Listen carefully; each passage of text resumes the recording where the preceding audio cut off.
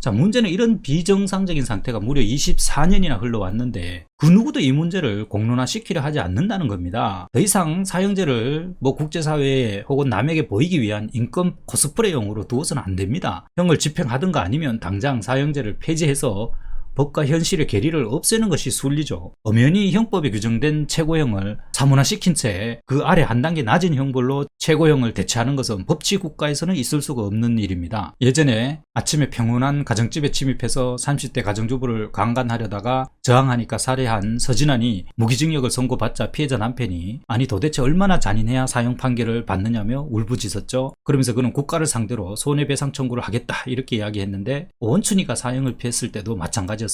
가족들은 이 판결을 보고 또 한 번 무너질 수밖에 없는 거죠. 왜냐? 피해자 입장에서는 사형제가 존재하는데 무기징역을 받는 것하고 사형제가 폐지된 상태에서 무기징역을 받는 것은 하늘과 땅만큼의 차이가 있습니다. 피해자 가족들은 마땅히 사형을 받아야 할 흉악 범죄자가 그 한 단계 아래형을 받는 것은 국가가 나서서 그 정도 살인 행위는 사형에 이를 만한 죄가 아니다 라고 이렇게 공인을 해준 것이나 마찬가지라고 느끼고 받아들이기 때문에 사형제가 있는데 그 아래 몇십 년형의 판결을 받은 피해자 가족들은 내가 범죄자로부터도 가족을 지켜주지 못했는데 최고형을 받게 해서 원혼을 조금이라도 달려주려 했는데 그것도 못했다, 이런 죄책감에 시달리기 때문에 법이 피해자와 가족을 두 번 죽이는 결과가 됩니다. 국가에 공인된 판결을 받고도 정당한 재판 절차를 거치고도 또다시 분노와 절망감에 시달려야 되는 거죠. 피해자와 가족들이 감당하기 힘든 고통을 주는 거거든요.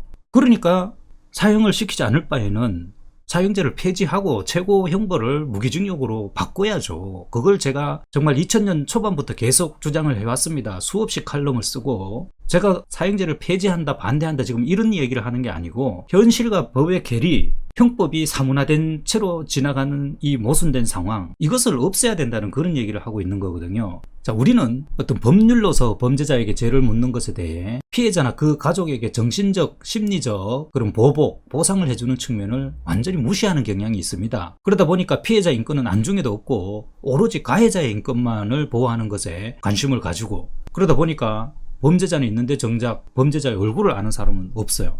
범죄자의 신분을 공개하는 것은 기본적으로 이 부끄러움을 아는 동물인 사람에게 또 다른 경각심을 주자는 것이죠. 그 자체로 사회적 응징의 한 부분이라고 할 수 있습니다. 그래서 미국에서는 거의 예외 없이 모든 범죄자의 신분과 얼굴, 이름, 나이, 거주지를 다 공개해버리죠. 동네 잡범의 얼굴까지 다 공개하는 사회가 미국입니다. 사람은 자신의 신분이 완벽히 감춰질 수 있다고 생각하면 평소 하지 않던 그런 부끄러운 짓도 멀쩡한 사람이 하는 경우가 많습니다. 반드시 강력범죄가 아니더라도. 그러니까 흉악 범죄자들은 인간이라면 느껴야 할 그런 초보적인 부끄러움조차도 느끼지 않아도 되도록 사회가 이렇게 보호를 해주는 것이죠. 그리고 우리가 형벌 자체에 대해서 좀 잘못 이해하는 부분이 있는 것 같아요. 우리가 형벌을 통해서 개인에게 이렇게 신체적 자유를 구속하는 것은 개인이 어떤 사적으로 보복해야 될 것을 국가가 법과 정의라는 이름으로 절차를 밟아서 대신 보복해주는 행위라고 이렇게 봐야 되는 게 첫째거든요. 그러니까 1차적으로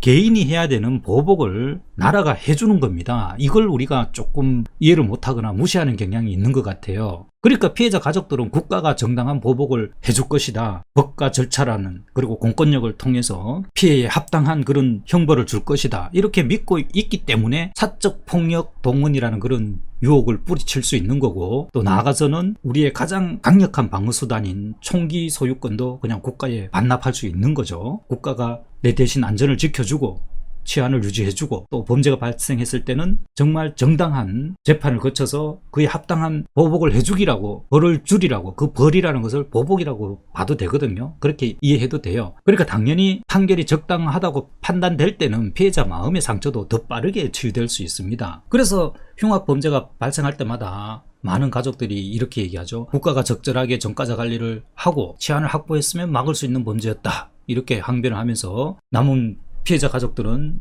이 사랑하는 가족을 지켜주지 못한 죄책감에 시달리게 되는 겁니다. 이런 상황에서 마땅히 사형을 받아야 할 그런 흉악범들에게 무기징역을 때려놓고 법이 허용하는 현실적인 최고의 형을 때렸으니까 가족들에게는 무조건 받아들이라고 하는 거예요. 아니, 법이 허용하는 최고의 형은 엄연히 사형이 있는데 그 아래 형벌을 때려놓고 받아들이라는 겁니다. 국가가 이 사람은 사형에 버금가는 죄는 아니다, 그러니까 사형을 당할 만큼의 죄는 아니다라고 그냥 공인하는 거나 마찬가지잖아요. 그러니까 국가가 법의 이름으로 피해자에게 또 다른 고통을 가하는 너무나 잔인한 짓을 아주 당연하게 하고 있는 것입니다.